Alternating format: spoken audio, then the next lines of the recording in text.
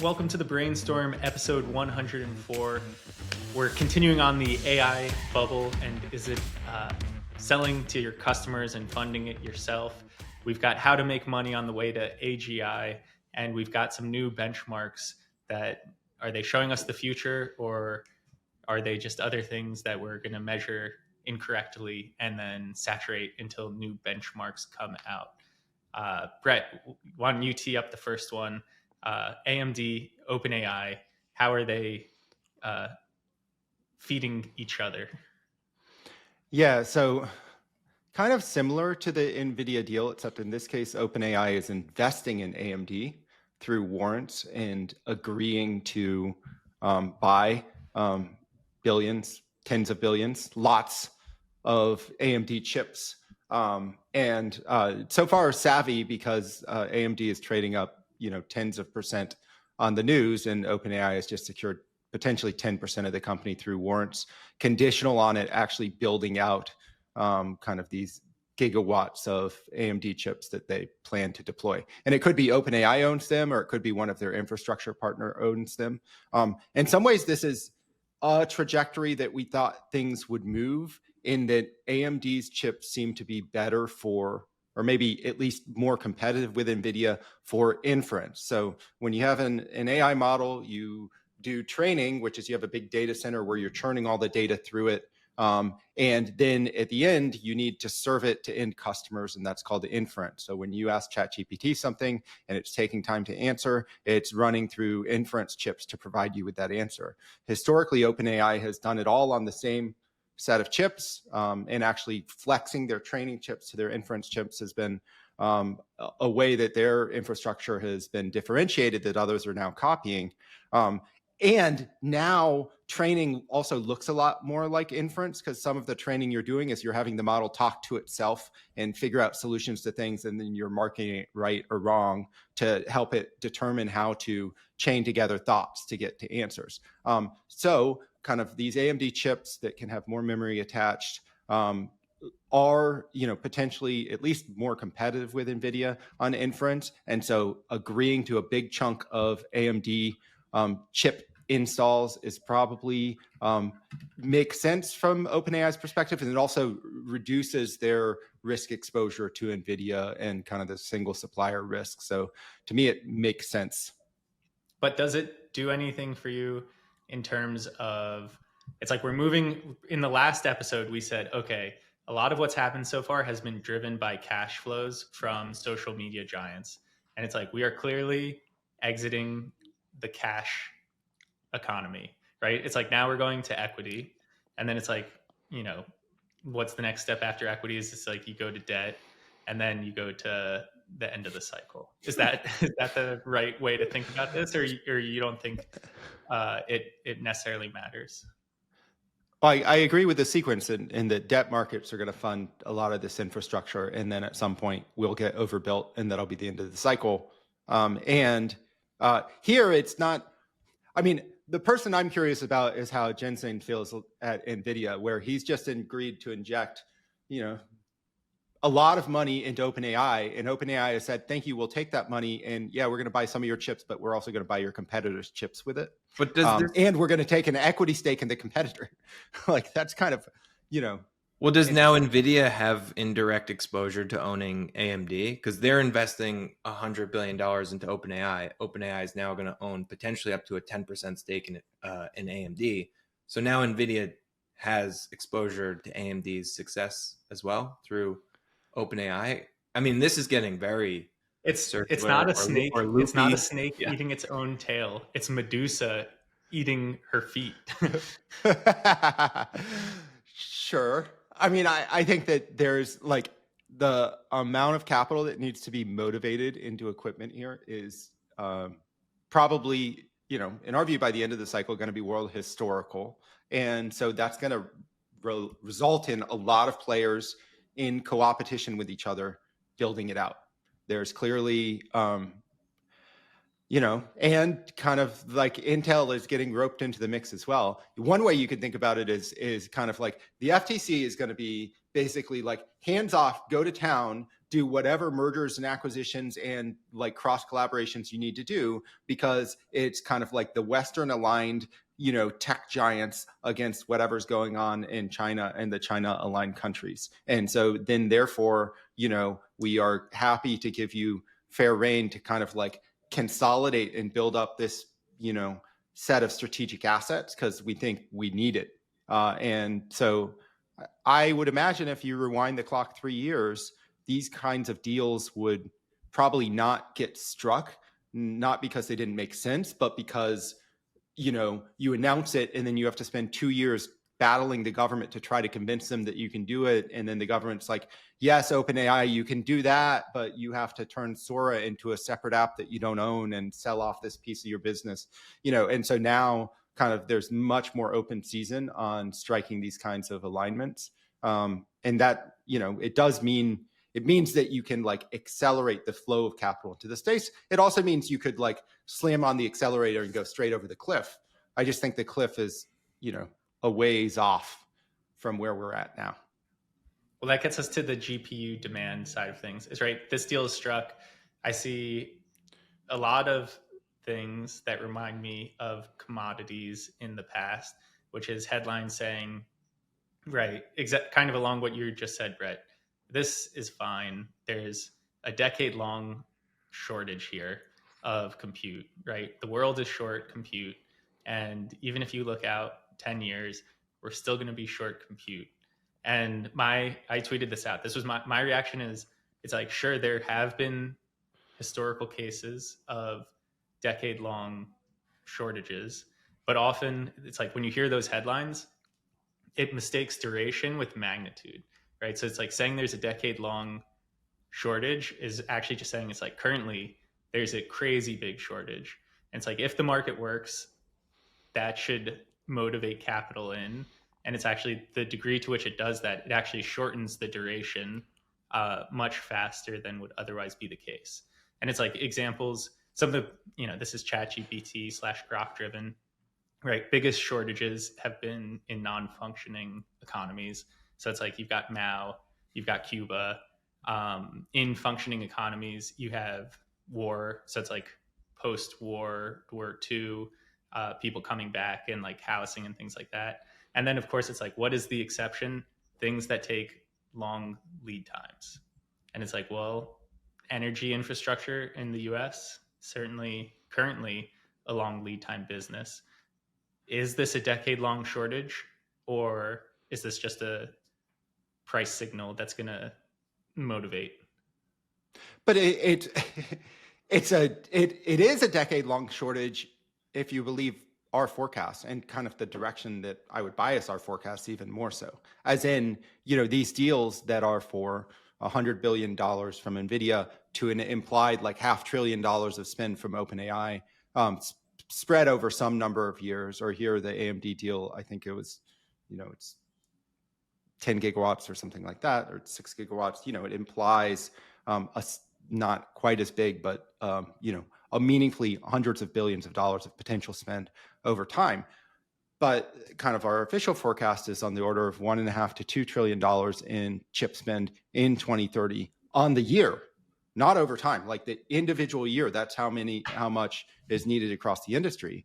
And if you look right now, the reason the companies are scrambling right now, and the way you're right, is that like OpenAI there's just a report out on their hardware device with Joni Ive, the Apple designer, saying that, well, there's some technical things they're working through. Also, they just don't have enough chips to service the product if they were to sell it into market. Like the worst thing that could happen to them is they launch this hardware product, they sell it in, but then they have all of their GPUs reserved for kind of their ChatGPT business. So then how do they service this set of customers that they're trying to sell into? But with hardware, you have to sell like a meaningful enough volume that it becomes like known that people develop to it. And so they are too short GPUs right now in order to service all of the strategic opportunities they have in front of them. And so they're doing everything in their power to accelerate things. I think there is a ton of GPU, unmet demand out there, both in the present and any future considerations of how powerful these models are going to be. And so you have to have these kinds of deals that sound obscene in order to get to even our base case kind of hardware demand forecast by 2030. All right, Nick, then coming to you, because Brett's just sold us on the future and the amazing capability. And yet you can't just fast forward 5 years and say, we've done all of the investing and we've gotten there, right? You need to handhold the investor and keep showing them flashes of brilliance so that they keep giving you trillions of dollars. How is OpenAI going about this right now? There's some launches this last week. And what are your thoughts on ROI on the way to AGI?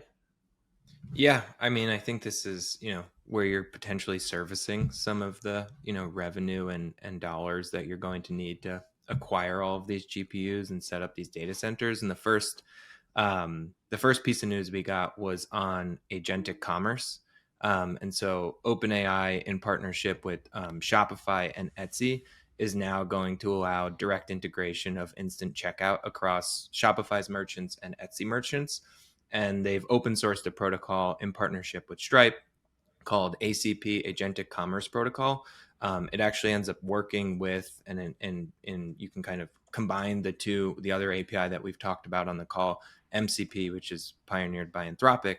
And so you're starting to get the guardrails, or not the guardrails, but the necessary rails set up to imagine a future where these companies are not just generating revenue on a subscription basis, but potentially a take rate basis on goods sold through the ChatGPT interface or another interface that they decide to spin up.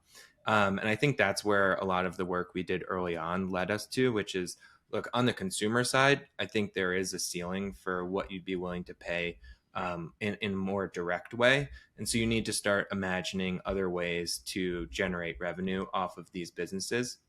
And, this significant expense incurred. And commerce, I think, just given the amount of efficiencies it lends, or LLMs lend to commerce and purchasing, having some sort of take rate embedded into selling goods makes a ton of sense. We've talked about it in the past. Imagine you're looking out at different marketplaces. Right now, you have to compare and contrast, open up many different apps. Agentic commerce points towards, you give it a parameter for, I need X, Y, and Z product, and it goes out and purchases on your behalf. And in our forecasting, we looked at, what is the total bucket of spend that could be? And you're talking about, order or trillions of dollars. I think where we're at right now is around $9 trillion is addressable by agentic commerce. So that would be, call it 25% of total online spend. And if you'd say, okay, 9 trillion, and you take a 2.5% take rate, which I think is probably on the lower side, if you can get to, just higher capability with these models, which I think that's where we're headed. You're talking about a couple $100 billion in revenue. I think it's around $220 billion. So that's on the direct side. And then the other news that we got this week, and we can stop here or we can go, but wait. Let me stop you there for a second. Yeah, 2.5%. That's 2.5% plus there's like a credit card processing fee that's another 2 or something percent, right? That like stacks on top of that, right? Yeah. That's just what OpenAI would say, okay, this is our, take rate on this transaction. Yeah. One of the most fascinating business models, the one that surprised me almost the most over my career, was when Groupon hit market and was this brief, everybody's using Groupon to buy things, and retailers were willing to give up 50% of the sale to get somebody in the door. That kind of marketing function.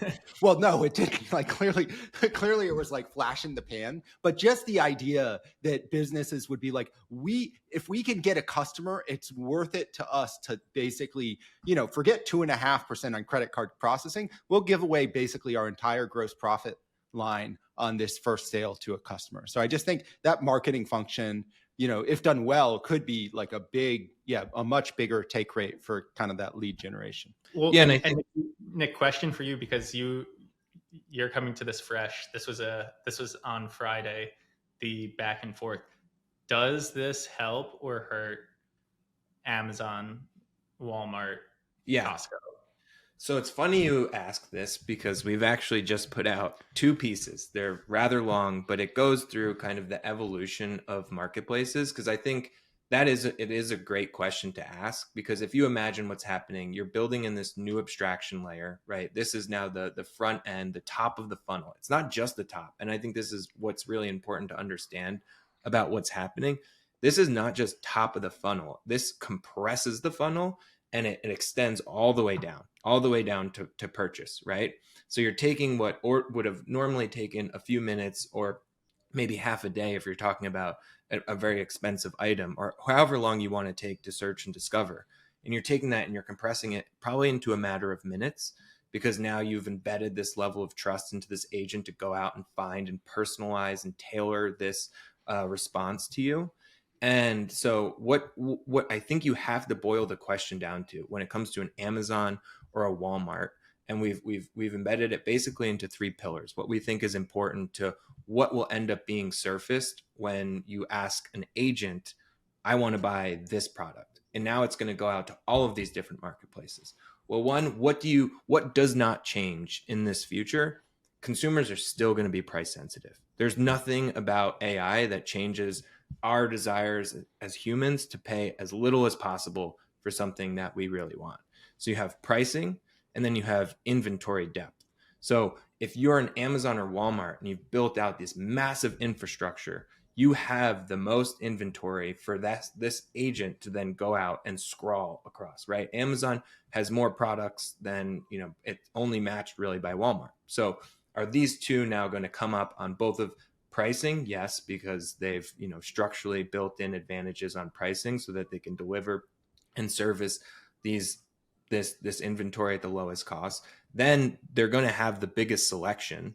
And then the third, which we think is really important, is speed of delivery, right? Okay, I can get it for cheap and I can keep consistently getting it at the same place. Can this place bring it to me in a half hour, an hour, a day, 2 days, right? That's going to ultimately matter no matter what changes. And so I think the big marketplaces actually are structurally advantaged here. One, because, as much as this is a software story, the physical infrastructure side of this is why you can compete on those 3 pillars. And Amazon and Walmart have spent the last 2 decades building that infrastructure in. And so it's really important to, I think, fall back on that basis and not just say, okay, now that there's this new abstraction layer, these companies are going to be strategically disadvantaged. Actually, they could be structurally advantaged because of those 3 pillars that I think consumers will ultimately care about. But Amazon's fastest growing category is advertising, right? Right. That's gone in this world. I don't know that it necessarily is, because you're gonna have ChatGPT with its abstraction. Who are you layer, advertising to? But you're also going to have Amazon with its own embedded. Yeah, Amazon's going to try to do it. In fact, they have an announcement. They're going to do agentic purchasing. I think to me, it's like, well, what is right now? I am in world prior. I was like, I need to get something. I'm going to go to Amazon and get it. In world now, I'm kind of like, well, I need to get something, but I'm going to search because, like, one, it might be I'm sick of Amazon's like commoditized crap, so I'm going to get some of Etsy's commoditized crap. 2, there's like all kinds of direct-to-consumer brands that are on, Shopify, but not on Amazon, and I want to, be, I don't know, stylistically distinguished. So I want to see kind of their non-commoditized crap, and so then I'm like maybe starting at Google, but clearly, actually now I'm starting at ChatGPT, but I can't complete the transaction there, so it's kind of annoying because I have to copy and paste back into my browser to find the thing it's advising me to buy. Right. And so then this closes the loop or should help close the loop where I'll be able to buy it right in ChatGPT. It seems to me that surfaces the entire landscape of inventory, and it like moves kind of like the search function 1 layer up. And so, yes, Amazon will win sometimes in that battle because I'm going to be price sensitive, but also time to delivery sensitive, and trading those 2 off against the quality of the product as well. But there's also all kinds of inventory. It doesn't, like, inventory depth doesn't matter as much. It's really inventory breadth, depth across the entire stack, because I'm efficiently searching everywhere. Like, there's a CVS down the street that has the thing I want, and it can go in a rolling robot. Well, it seems like like the purchasing agent will be able to say, hey, you can get it in a rolling robot for $1 more in 15 minutes, or you could wait till tomorrow morning with Amazon, and then I'll be able to more efficiently make that trade, rather than now I have to be like, I really need it, so I have to go to DoorDash and be like, yes, I'll pay $15 for the diapers I need or whatever. It's interesting. Wait, hold on.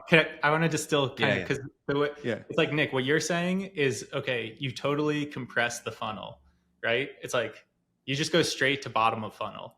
And Brett, what you're saying is more like, actually, it's going to create infinite funnels, right? It's like if I am biased because I agree with Nick on this one, right? Where it's like, what's the actual value and how does OpenAI drive like most revenue for them, is make it so easy that there's less decision making and you just do it. But bro, what you're saying is, it's like, as soon as you add all of these other options, you're kind of going back to like, okay, I just Googled it. It's just marginally more competitive than it was before. As in before, it's like, I know if I want something to arrive, I go to Amazon. Like if I want it to arrive predictably, I go to Amazon. If I want it to arrive immediately, I go to DoorDash. Those are like two separate options. And then there's a whole category of like, and if I kind of, but that's if you know, kind of like, that's if you know. My point is, when you just add OpenAI, it's just going to continue to give you those same options, right? Because no one can service. Yes, but it also gives you the long tail of options. As in, there's a reason that OpenAI signed the deal with Shopify here. Shopify is growing faster than Amazon, right? So there's, on a GMV basis. So they're and really twice as fast, I think. So like there's already this long tail of people who are trying to go outside of Amazon's kind of like, logistics, Goliath.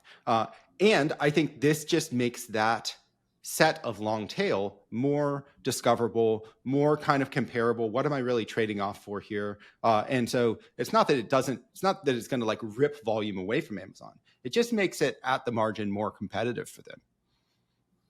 Even like Amazon versus Walmart, now they're in competition with each other, whereas before it was like somebody is jumping into this funnel or jumping into this funnel. Now there's a search function where it's like, okay, like I could go either or. No, well, that's why I agree. I agree with that, but it's like, I think this actually, the chart that comes to mind when we're talking about this is the food at home chart, which is like over the last 20 years, wholesale / warehouse stores have just slowly marched on taking volume from grocery stores.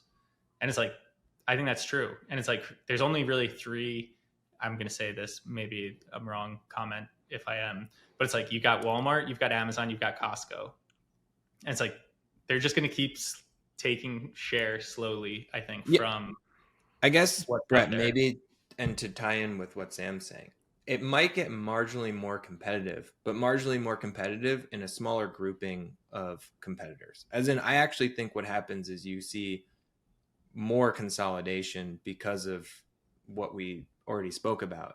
Because you just, as a mom and pop, even as like a really long tail retailer, I just don't know how you can compete when these companies, one, if they're not winning, right, they have more margin to compete on being able to just show up in results, right? Like if you're talking about Amazon's ad business moving away, okay, then it's going to move to OpenAI, and they're going to then be the ones bidding on behalf of, or they'll service, a funnel of their retailers then bidding for OpenAI, and they'll take a cut of that ad spend that goes to OpenAI because they build up this functional channel so that you're still, like there's a lot that goes into e-commerce that's, more than just purchasing. And I think that's really why I'm not too concerned about, oh yes, you build this new abstraction layer, but you really want to compete in commerce.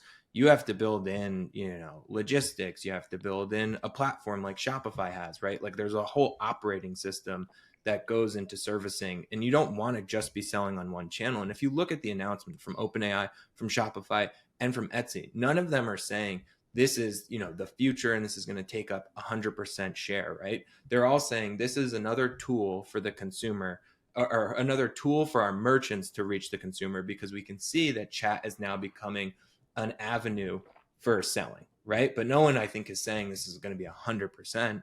I think it'll tend towards that over Does time. it but does it'll be a it very does long it time. help Amazon's competitive position or hurt Amazon's competitive position that more people are going to start somewhere else other than Amazon.com to decide what to purchase? I I think think it helps. It's like, because it's like they're bottom of funnel. They're the bottom of the funnel. It's like ultimately what no matter where I search, I wind up at Amazon. And so it's like if you have more Yeah. people who are starting elsewhere, and then it's like, oh, it's like This is such a ultimately- bank shot. This is such a no, like Brett, I'll take an even more cop out This is answer. good for Amazon. I'll take an even more People cop no out longer answer. going to It doesn't hurt them as much as you think, right? Like Ow, it could go but you either don't know how way. much- But I I'm don't just think saying- the worst case scenario is as bad as anyone I agree with would that. think. Yeah. No, I think it's like a heavily complex ecosystem. I'm not saying this kills Amazon. I'm saying at the margin, this is competitive.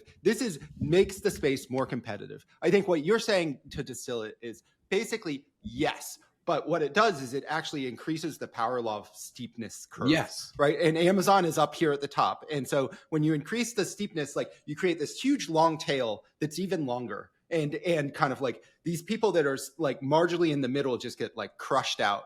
And kind of like the returns to the logistic network, the returns to stuff that's not front of store actually increase, and that overwhelms the kind of marginal loss of like exactly. advertising. It's Okay. what we talked about Perfectly last week, said. where like the inequality gap it blows out, but the rising tide lifts all boats, right? You have a bunch of merchants that are going to do extremely well, but the difference between those merchants and Amazon and Walmart, that gap is going to massively blow out. But then Amazon's like aerial delivery thing is behind and kind of breaking. They're not. I think they had two run into each other. So pick Walmart. Well, Walmart's interesting because then it's like, hey, they've never been able to motivate their distribution into kind of like the same e-commerce dominance that Amazon has, but they have, a more distributed, effective distribution center footprint. Unfortunately, it's packaged in these stores that are like inefficient for shipping out from. Maybe with autonomous delivery and then the combination of this, they can be more competitive. But okay, I think we've reached a agreement on how we're at least framing and thinking about it. I want us to continue on because we've got the second announcement of how to make money on the way to AGI, which is, putting your face on images and videos and doing funny things. Nick, what are your thoughts on Sora 2 with respect to VO3 and the whole strategy of launching another app as opposed to embedding it in the core ChatGPT? Yeah, well, I wish I had access to Sora 2 so I could give a more, hey, I've used it. This is how I feel about it. But just from seeing the videos, I think what we're seeing is maybe potentially a new genre, a new medium of content being born with Cameo. And just to backtrack, Sora 2 is a new text to video model that has seen massive improvement. I think they point to, on the physics side, they've really been able to train these video models to truly understand kind of the embedded physics that you see in a video. So it feels more lifelike. And from what we've seen, the videos, at least I've seen online, it does feel like as close to crossing the uncanny valley as you could possibly get with video, outside of the watermarking and maybe, some gestures and bugs, some off cases. It really, you see videos and you're like, wow, this is going to change a lot of what we were used to on the internet. And then so you have that one component, right? Massive improvements on the performance side of the text to video model. But now you have to ask yourself, as an OpenAI and all of these other companies, Meta's doing the same thing. If you don't have an Instagram, how do you distribute these videos? So OpenAI said, okay, we're going to create an entirely new application. It's going to function and feel very much like an Instagram Reels or a TikTok, right? You just have a feed, you scroll, you create right there in the application. And now this is now home to AI generated videos. OpenAI also has embedded, the story within the story is a function called Cameo. So being able to take, I think it's a few videos of yourself, a couple pictures, and then I think you have to do some dialogue with the model itself so it understands your voice. and you can then take your personal likeness and upload it into these videos. So you can, I want to see myself being the hero in a James Bond movie. It creates that. Or, you can then also take your friends if they give you permission to be able to use, them in your videos. You can combine all of that.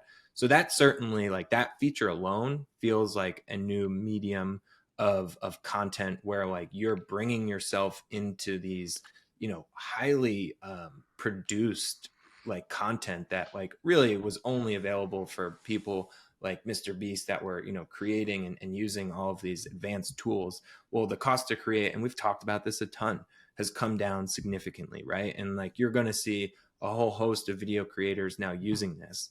But I think the big question is this a standalone application? Is this a standalone medium and genre? Or is this something that then, gets filtered into the platforms that currently exist? Like, are we going to see more of this on X and Instagram and TikTok? Or are we going to say, no, X, Instagram, and TikTok is reserved for human-made videos, and now we need Meta AI and we need Sora to then go and get our fix of what people typically deem AI slop, which is not as sloppy as you'd think. But I think that's the big question, is, like, does this have to live in a separate ecosystem? But don't you think, I mean, to me, it seems like a change in kind of like the modal format always, not always, but I think maybe always, like, correlates with a change in the distribution leader. Like, think about TikTok. TikTok success caused kind of Instagram to go to the Reels and YouTube to go to Shorts, but not, it was after TikTok had, like, put together the slick video creation tools and the algorithmic feed enough to gain huge traction on the separate app. And you could say, well, why didn't given kind of like Meta's, at the time Facebook's, I think, distribution dominance, how did they even let TikTok get an edge? And I think there's something about, like, hey, this is a media that is produced differently. So having the creator tool right in line with it and integrated with the distribution is important. And it's something that it is its own format. Here, kind of like the idea that really this is designed to be just shared with more your circle of friends is a little, and so you have 4 invites to send out to your friends, and so you can insert each other into the videos, and that's like probably intentional strategic constraint they're placing on it because they don't have the GPUs to service it, like, going super wide, then allows for, or maybe necessitates having, like, there's a different kind of, like, set of concentric circles you're going to build in social graph specific for this medium, which then makes it both strategically makes sense that OpenAI would do it as a separate app, and also makes sense that somebody else might have trouble kind of on a broader broadcast platform app from launching this service. Yeah, I mean, I guess I need to play around with it to get a better sense of how it feels. The question for me is that type of creation enough to stand alone, right? Like, I think about us, right? Imagine this is our group of, I sent it out to you and we all got access and we're making videos with each other. How many of those fake videos do I want to watch in a row before I'm like, okay, now I want to balance it with, something real. And then I want to see what my friends are actually doing in real life. Like, the content itself to me feels more, and again, I haven't played around with it, so don't jump down my throat, but the content itself to me feels more memey, more gimmicky than this is something that's going to revolutionize, and we're going to spend if you think about human made versus AI made, we're now going to spend 60% of our time just watching fake videos of our friends embedding themselves into very unrealistic situations. That's where I'm like, I don't know. Like, that's a huge question, and I don't disagree with what you're saying. I just think it's funny because what you're comparing to, like, oh, I need a break from watching AI slop to watching. It's like, what's the human made? It's like Instagram Reels isn't. It's not like it's human slop, and you're like, okay, I don't know. No, I agree, and I think maybe what ends up happening is all content's going to have some level of AI, right? Like, think about every photo has some filter, right? You're not really seeing anyone's real life on any of these social media platforms. So it's going to find some balance in between, like, full video, like the videos we're seeing now where it's Sam Altman stealing GPUs and you're like, okay, yes, this looks real, but it's clearly fake. And I think you're going to, end up finding out what the content is over time. I think it might be better to think about this as a communications mechanism rather than a broadcast platform. As in, things will go viral out of it, but the design is it's for in-jokes between you and some friends. And it's kind of like I did some back of the envelope. I think these videos probably cost on the order of $4 an hour to generate. Okay, so then I think that's what I got to. The net, or it worked to 40 cents, 40 cents, $4 an hour, right? But you can only monetize like social or entertainment platforms at like 40 cents an hour, right? So you need each of these videos to be watched by 20 people in order for the economics to kind of make sense. And so it's just to be sent out to like little circles of friends. And yes, nobody's going to be interested in seeing me, Joe Average, in a cameo video doing something kooky, right? Except for people who already know me. And so then it's like more, as in, maybe this is more of a WhatsApp competitor than it is an Instagram competitor. Probably it's more like of an a video. What I think it's actually, if you think about, and I totally agree with you, Brett. I think it's probably more of an X competitor, because if you think about it as a transmission of information, right? What's the fastest way to transmit information right now? It's to write a tweet or a post, right? Right. Because it's easier, it's cheaper, you can get it out there. So, but imagine I say to myself, I want to be a news broadcaster, but I don't want to, buy this streaming application and doctor myself up every day. I'm just going to upload my face and I'm going to give this model the news that I want to broadcast, and I'll have my own set and it will always have that same set. And now I'm just a news broadcaster. Like, I could very well see that being a very big niche genre within this larger global generated AI. So I agree. Like, look, video is the most immersive type of content, and everything will eventually gear towards the most immersive type of content, except for the only thing in its way is the cost to create it, both from a monetary perspective and then your time as an individual. And so time basically just went to zero, right? Like, the cost to now create from a user perspective, my time involved is as much as it would be to tweet something out, because I'm writing the same thing in and it just generates the video for me. But the cost, as you point out, is still pretty significant, right? That's why there's limitations. But once that cost gets down to near zero, I think text-based platforms, and Sam knows this, I think text-based platforms are dead. They have been for a long time. I think text general reading, is horrible. And I think everything will gear towards video over the long haul. So I agree with you, Brett. I agree. Yeah. Yeah. I mean, I think there's much more profound, like, social political impacts beyond, which apps does this compete for, but those are for another day. All right, Brett, we're in here about 40 minutes in. Do you want to talk the benchmarks, or should we save that for next week and just go? I think we can safely save that. Let's go to the ledger.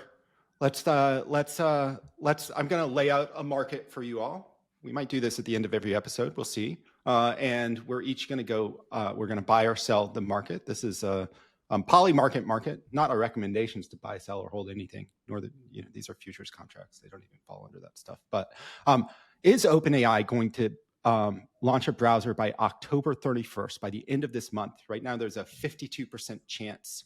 I'm going with Sam. Wow. What a interesting market to bring up. And so short term. 52% is way higher than I would have thought. Yeah. Given we have so you're 25 days. Well, no, that to me feels like somebody somewhere knows something. Exactly. It was trading at 28% as of as of September 30th. So it's jumped. Historically, back in August, it was trading at 60%. Interesting. I'm just going to say no. Sam's a seller. Nick? I'm also going to go with no. All right, I'm a buyer. I think OpenAI they're launching a zillion things every month. Brett's They been basically have buying a this major... up. Brett's been buying this up this whole month. This is his. Basically, I think they have, they seem to announce a new thing every week. I think it fits with kind of the Sora 2 strategy and everything. I think they want to launch their own browser. And the advantage of having such powerful coding tools that all of your staff is maniacally using is you can launch lots of things. So I'm going to buy. Okay. And is this invite only, or it's open to everyone? Yeah. What does the fine print say? Oh gosh. Well, that's where you want me to actually read the contract. Yeah. Yes, that's true. The market resolved to yes if OpenAI publicly releases a standalone web browser that is intended for general web browsing and is available for use by the public in at least one country or region by October 31st. Ooh. All right. Excited. Changing his tune. We're excited to see how this resolves. High level. It summary. Could be via open rolling free waitlist signups. So that's what I'm pinning my hopes on, I think. Okay. I could see by the end of the year. Yeah. End of the year would make me more comfortable. End of the year, it's a 76% chance, but 25 days. I don't know. But to summarize some longer term things we spoke about. Okay. We all semi-agree. It feels as though we're early and short GPUs as a planet. Right? That was the first thing. Yes. Second topic, it seems as though we agree long tail winners as agentic ecom begins, but also steepening of the power curve and the big get bigger. Well, and there's hundreds of billions of revenue opportunity for these purchasing agents. Those have to come from someone. That has to come out of somebody's pocket. You can't source it all from the middle of the curve, I don't think. Anyway, all right. And then Sora 2, that was more up for debate. But don't get fooled. Your friends aren't doing cool things. Awesome. All right. We'll see everyone next week. See ya.